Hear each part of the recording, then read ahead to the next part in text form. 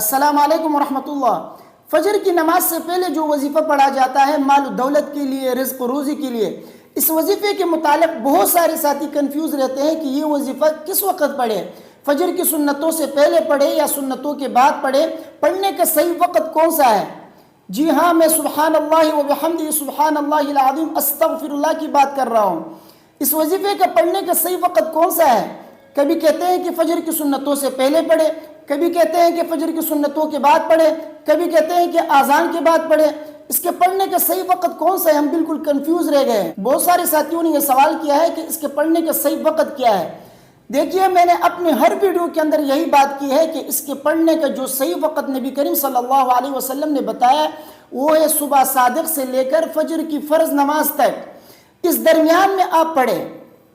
نبی کریم صلی اللہ علیہ وسلم نے فرمایا قل سبحان اللہ و بحمدہ سبحان اللہ العظیم استغفر اللہ 100 مرہ ما بین طلوع الفجر الی ان تصلی الصبح، یعنی یہ وظیفہ 100 مرتبہ پڑھو ما بین طلوع الفجر، یعنی صبح صادق سے لے کر الی ان تصلی الصبح، فجر کی فرض نماز پڑھنے تک، اس درمیان میں آپ پڑھو۔ اب آپ اس درمیان میں خواہ اذان فجر کی اذان سے پہلے پڑھے یا فجر کی اذان کے بعد پڑھے یا اسی طرح سنتوں سے پہلے پڑھے یا سنتوں کے بعد پڑھے، لیکن پڑھے فرض نماز سے پہلے اور صبح صادق کے بعد۔ صبح صادق کے بعد آپ اس درمیان میں کسی بھی وقت پڑھ سکتے ہیں۔ اب میں یہ کسی ویڈیو میں جو یہ کہہ رہا ہوں کہ سنتوں سے پہلے پڑھے یا فرض اور سنتوں کے درمیان پڑھے، بالکل صحیح ہے، اس میں کنفیوز ہونے کی کیا بات ہے؟ کیونکہ ہے تو فرض نماز سے پہلے نا، اور صبح صادق کے بعد، صبح صادق کے بعد ہے اور فرض نماز سے پہلے ہے، لہٰذا اس میں کنفیوز ہونے کی بات ہی نہیں ہے۔ تو آپ صبح صادق کے بعد یعنی طلوع فجر کے بعد اور فجر کی فرض نماز پڑھنے سے پہلے تک آپ اس کو پڑھ سکتے ہیں، خواہ آپ فجر کی اذان سے پہلے پڑھے یا بعد میں پڑھے یا سنتوں سے پہلے پڑھے یا سنتوں کے بعد پڑھے، کوئی مسئلہ نہیں ہے، آپ کسی بھی وقت اس درمیان میں پڑھ سکتے ہیں۔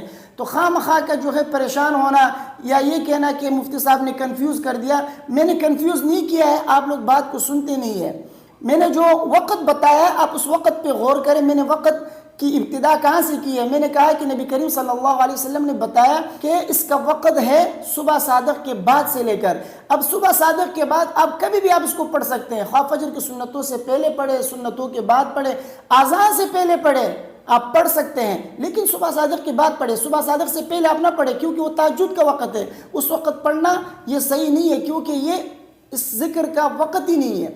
اس کا وقت شروع ہوتا ہے صبح صادق کے بعد سے، جو کہ فجر کا وقت ہے۔ تو فجر کے وقت میں آپ فجر کے اذان سے پہلے کسی بھی وقت پڑھ سکتے ہیں، اسی طرح فجر کے اذان کے بعد بھی پڑھ سکتے ہیں، لیکن آپ کو فجر کی فرض نماز پڑھنے سے پہلے آپ کو یہ وظیفہ کرنا ہوگا۔ تو مجھے امید ہے کہ میری باتیں آپ کے سمجھ میں آ گئی ہوں گی، اس لیے آپ جو ہے پریشان نہ ہو، آپ مسئلے کو جو ہے غور سے سنا کریں۔ آپ غور سے سنتے نہیں ہیں تو پھر آپ پریشان ہو جاتے ہیں کہ مفتی صاحب کسی ویڈیو میں بول رہے ہیں کہ فجر کی سنت اور فرضوں کے درمیان میں پڑھو، کسی ویڈیو میں بول رہے ہیں کہ فجر کے اذان سے پہلے پڑھیں، میں جو ہے کنفیوز ہو گیا ہوں۔ تو آپ کنفیوز نہ ہو، آپ اس کے مکمل وقت کو دیکھیں کہ اس کا مکمل وقت کب سے لے کر کب تک ہے۔